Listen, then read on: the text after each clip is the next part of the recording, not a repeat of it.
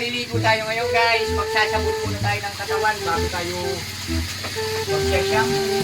Nasa na ba yung sabon ko dito? Ito. Kasi mag-wash tayo ngayon guys.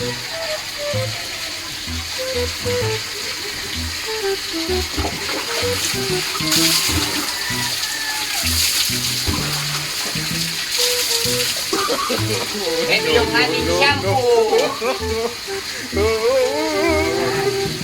Shampoo. Ang pangalan ng shampoo natin ay PH Hair. Shampoo ba to? No.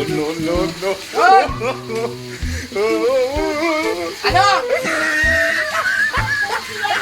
Ay, putay. Anak ng kagang pangpuki pala to, guys. Ay.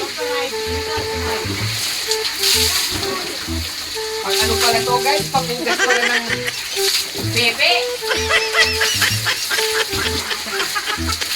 Ay. Di balik. Kaya pala guys na abang tuloy ng buhok ko, guys, na ng pepe. Ang lambot pala sa buhok yun. PH10. Oo. Ayun.